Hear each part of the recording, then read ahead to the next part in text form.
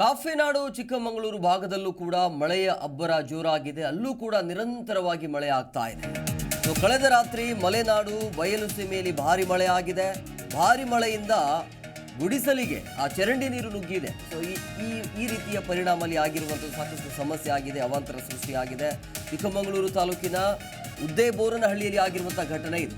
2 ಗುಡಿಸಲು ಗೊಬ್ಬರದ ಗೋದಾಮಿಗೆ ಮಳೆಯ ನೀರು ನುಗ್ಗಿರುವಂಥ ಹಿನ್ನೆಲೆಯಲ್ಲಿ ಅವಾಂತರ ಸೃಷ್ಟಿಯಾಗಿದೆ. ಅಲ್ಲಿ ಚರಂಡಿ ಕಾಮಗಾರಿಯನ್ನು ಅರ್ಧಕ್ಕೆ ನಿಲ್ಲಿಸಿರುವಂಥದ್ದು ಪ್ರಾಧಿಕಾರದ ಅಧಿಕಾರಿಗಳು. ಸೊ ಗೋಡಾ ನೀರು ನುಗ್ಗಿರೋದ್ರಿಂದ ಆ ಗೊಬ್ಬರ ಇದೆಯಲ್ಲ ಅದೆಲ್ಲವೂ ಕೂಡ ನೀರು ಪಾಲಾಗಿರುವಂಥದ್ದು ಹಾಳಾಗಿದೆ. ಸೊ ಹೆದ್ದಾರಿ ಪ್ರಾಧಿಕಾರದ ಅಧಿಕಾರಿಗಳ ವಿರುದ್ಧ ಅಲ್ಲಿರುವಂಥ ಸ್ಥಳೀಯರು ಆಕ್ರೋಶವನ್ನು ಹೊರಹಾಕಿದ್ದಾರೆ.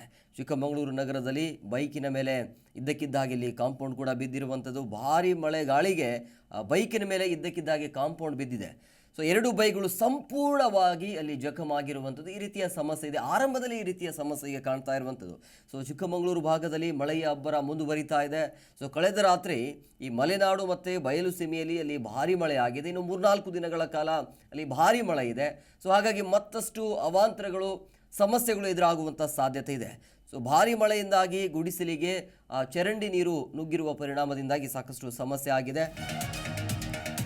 ಸೊ ಕಾಫಿನಾಡಲ್ಲಿ ಈಗ ಮಳೆಯ ಅಬ್ಬರ ಜೋರಾಗಿರುವಂಥದ್ದು. ಸೊ ಈ ಮನೆ ಮೇಲೆ ಮರ ಬಿದ್ದಿರುವಂಥ ಹಿನ್ನೆಲೆಯಲ್ಲಿ ಆ ಮನೆ ಇದೆಯಲ್ಲ ಸಂಪೂರ್ಣವಾಗಿ ಜಖಮಾಗಿದೆ.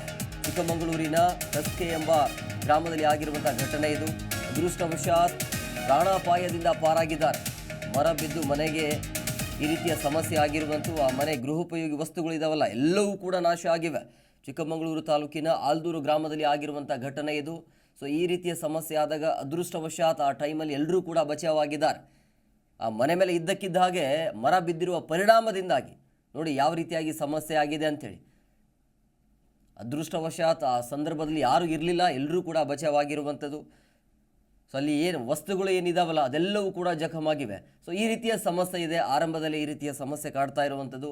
ಸೊ ಇದು ಮುಂಗಾರು ಆರಂಭ.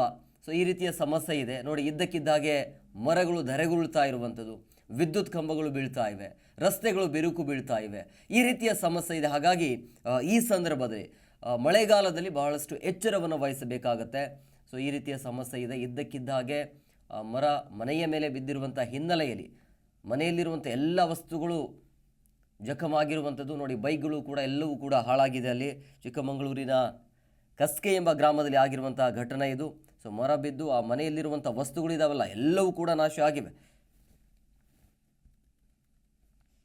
ಸೊ ಇನ್ನು 4 ದಿನಗಳ ಕಾಲ ಮಳೆಯ ಮುನ್ಸೂಚನೆ ಇರುವಂಥ ಹಿನ್ನೆಲೆಯಲ್ಲಿ ಸಾಕಷ್ಟು ಸಮಸ್ಯೆಗಳು ಎದುರಾಗುವಂಥ ಸಾಧ್ಯತೆ ಇದೆ. ನೋಡಿ, ಒಂದು ವಿಂಡೋದಲ್ಲಿ ನೀವು ನೋಡ್ತಾ ಇದ್ರಿ ಮನೆಯೊಳಗೆ ಯಾವ ರೀತಿಯಾಗಿ ನೀರು ನುಗ್ಗಿದೆ ಅಂಥೇಳಿ.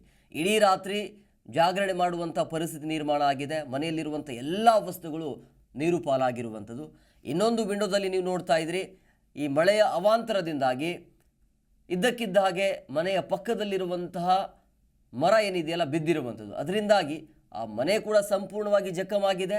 ಜೊತೆಗೆ ಇರುವಂಥ ಮನೆಯಲ್ಲಿರುವಂಥ ಎಲ್ಲ ವಸ್ತುಗಳು ಕೂಡ ನಾಶ ಆಗಿರುವಂಥದ್ದು ನೋಡಿ. ಕಾರು, ಬೈಕ್ ಎಲ್ಲವೂ ಕೂಡ ನಾಶ ಆಗಿದೆ. ಈ ರೀತಿಯ ಸಮಸ್ಯೆ ಇದೆ. ಹಾಗಾಗಿ ಬಹಳ ಎಚ್ಚರವನ್ನು ವಹಿಸಬೇಕಾಗತ್ತೆ ಇಂಥ ಟೈಮಲ್ಲಿ.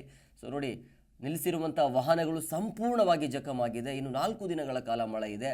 ಹಾಗಾಗಿ ಇಲ್ಲಿ ಮಳೆಯಾದರೆ ಒಂದು ಕಡೆ ರೈತರಿಗೆ ಮಂದಹಾಸ ಖುಷಿ ಇರ್ಬೋದು, ಮತ್ತೊಂದು ಕಡೆ ಈ ರೀತಿಯ ಸಮಸ್ಯೆ ಇರುತ್ತೆ. ಮಳೆ ಬಂದಿಲ್ಲ ಅಂತಂದರೆ ಯಾಕೆ ಬಂದಿಲ್ಲ ಅಂಥೇಳಿ ಹೇಳ್ತೀವಿ. ಸೊ ಬಂತು ಅಂತಂದರೆ ಬಂದಾಗಿದೆ, ಆದರೆ ಈ ರೀತಿಯ ಸಮಸ್ಯೆ ಇದೆ ಅಂಥೇಳಿ. ಸೊ ಈ ರೀತಿಯ ಸಮಸ್ಯೆ ಇದ್ದೇ ಇರುತ್ತೆ. ಹಾಗಾಗಿ ಈ ಒಂದು ಅಪಾಯದಿಂದ ಎಚ್ಚರವಾಗಿರೋದು ಬಹಳ ಇಂಪಾರ್ಟೆಂಟ್ ಆಗುತ್ತೆ ನೋಡಿ. ಅದೃಷ್ಟವಶಾತ್ ಈ ಘಟನೆ ಆದಾಗ ಅಂದರೆ ಮರ ಬಿದ್ದಿರುವಂಥ ಟೈಮಲ್ಲಿ ಆ ಸಮಯದಲ್ಲಿ ಯಾರೂ ಇರಲಿಲ್ಲ. ಪ್ರಾಣಾಪಾಯದಿಂದ ಎಲ್ಲರೂ ಕೂಡ ಬಚಾವಾಗಿದ್ದಾರೆ. ಮನೆಯಲ್ಲಿರುವಂಥ ವಸ್ತುಗಳೆಲ್ಲ ಹಾಳಾಗಿರ್ಬೋದು, ಓಕೆ, ಬಟ್ ಪ್ರಾಣವನ್ನು ರಕ್ಷಿಸಿಕೊಂಡಿದ್ದಾರೆ.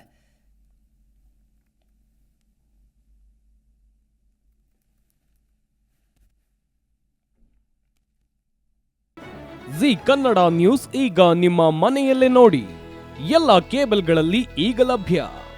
ಸನ್ Direct 292, Jio TV 1334, U digital 162, City cable 51, GTPL 17, Abhishek cables 821, Rock Line telecommunication 51, Shri Basaveshwara number 60, Vinayaka digital number 53, in digital number 896ರಲ್ಲಿ.